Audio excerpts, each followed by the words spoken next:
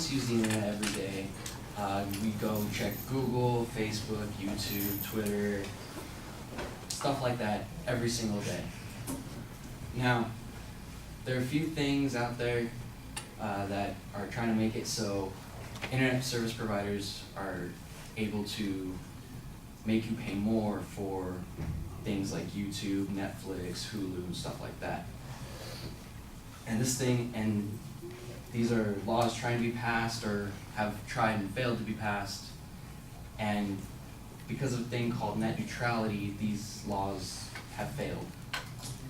And I want to start out by giving a definition of net neutrality, because that term is kind of very vague for some people. Dictionary.com states that net neutrality is the principle that basic internet procedures should be non-discriminatory, especially content providers should get equal treatment from the internet operators. So basically, the internet providers should not have different websites pay more just to make sure that their website is viewed faster than others. So AT&T can't make YouTube pay a premium just so they have a fast lane per se. And now I want to go on to a couple laws that have tried to be passed. There's SOPA and PIPA. This was earlier in the year. A lot of you have probably heard of these laws. And SOPA is the Stop Online Piracy Act. And probably a few of you are pirates in here. I know I'm one of them. And, the other one was PIPA, the Protect IP Act. And they both make it easier for corporations to get sites that they don't like shut down. So Disney, Warner Brothers, many of the big music labels can find a site that has pirated material or has users that have pirated material, and they can get those sites shut down just because they don't like them. PCWorld.com states that both were trying to make it so departments of justice were able to get sites like the piratebay.org shut down. And that's one of the biggest sites right now that a lot of different countries are trying to get shut down.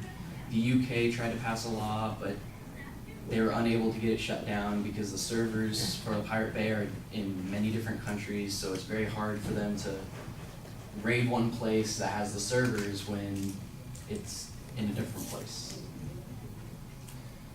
And there's two more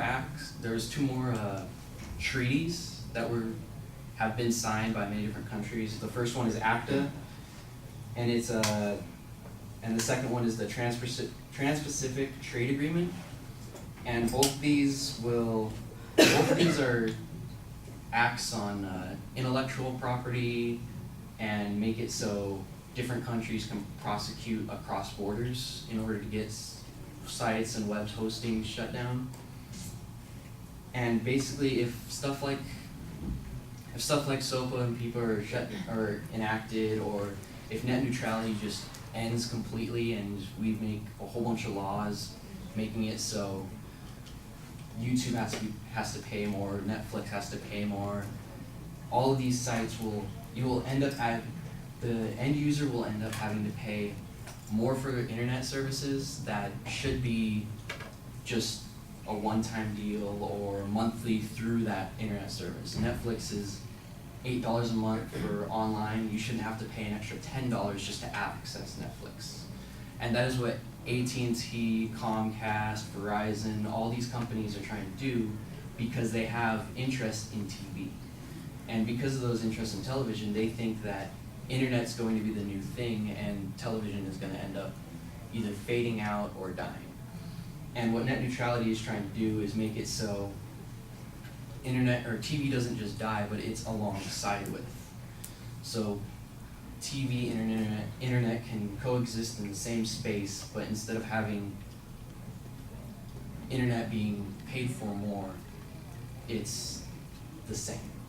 So if anything, if you guys take anything away from this, it's to be more informed so that the internet is not regulated, it is an open and free place like it was meant to be. Thank you.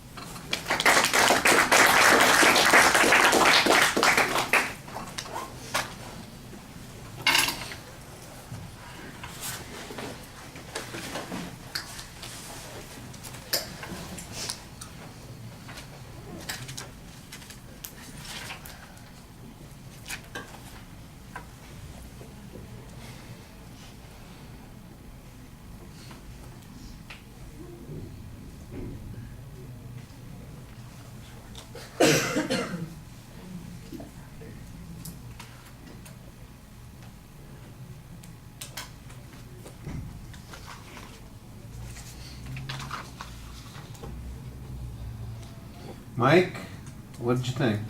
I thought it was really good information. I didn't know there was so many laws and treaties trying to be passed about the internet. I like that he really didn't use a script, only on definitions and the laws. For the most part, he only looked at just a few parts. He had good hand gestures. He wasn't just stagnant, and good eye contact. But the only thing I felt that was different was I felt like it was kind of an informative speech more than persuasive. But other than that, it was pretty good, pretty solid. Okay.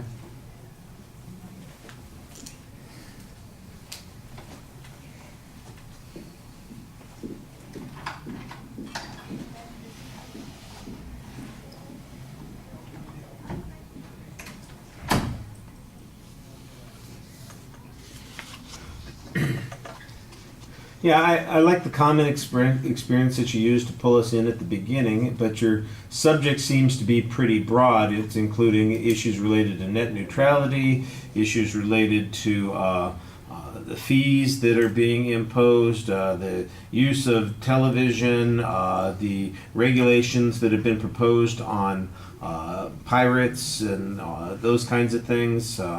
International laws that don't really have much to do with net neutrality but do have to do with piracy issues. So it seems like you're all over the place on this issue, and I know that they're all connected to each other, but I think you need a clear set of objectives for the speech. In essence, you if you want to, you could just keep it, be pretty straightforward and say, the additional regulations that have been proposed to try and control this are really problematic.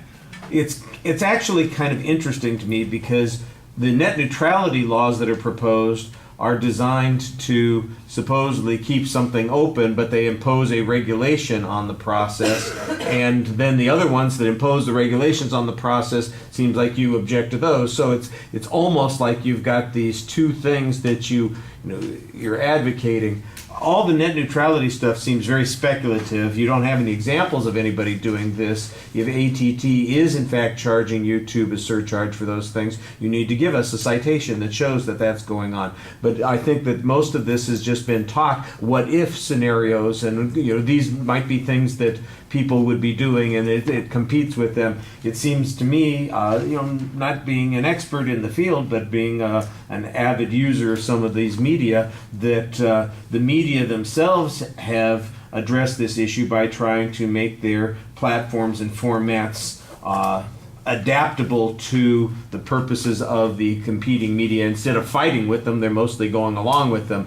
I mean, nobody is fighting YouTube anymore. They're using YouTube to put their product out, and they're just trying to find other ways to generate income from it. And so I think that the SOPA and the PIPA things were largely rejected for some of those sorts of reasons, and I'm not sure that we have to worry about anything going on like this again. You need to make it a little bit more active threat. If this was a speech that was being given in January earlier this year, then I'd say, okay, I can see why you're talking about it, because everybody's worried about this. Those two things got rejected. What's been the talk since? Pretty much not much. You haven't heard a lot of discussion on those issues. Your delivery, I think, is really solid. You do an excellent job talking to the audience. Your eye contact is good. Your gestures are fine, like was pointed out. Look, you're not script dependent. You know what the subject is. You just need to have a little bit tighter structure on it so the argument comes together. The material's a little bit short. There's not really an emotional argument that's built in here. I think that means that you're shortchanging yourself in the desire. I mean, the closest you get to an emotional argument is, hey, I do some piracy things too, and you guys might like to be able to have some of this stuff. So from a selfish point of view, I suppose there are some issues going on there that I think you need to do something a little bit more to. Give us a negative visualization about so what if ATT charges YouTube more for, downloading their material? Why should I give a damn? You got to do that pointing thing. Talk about how that cost is going to get passed on to us. Talk about how accessing your videos online for class, for instance, will mean that it'll take longer because they're giving more bandwidth to the people who paid, to speed up their reruns of I Love Lucy on YouTube. And they're taking away bandwidth from people who are watching their speeches online. I don't know, something like that. Give us some motivation on that.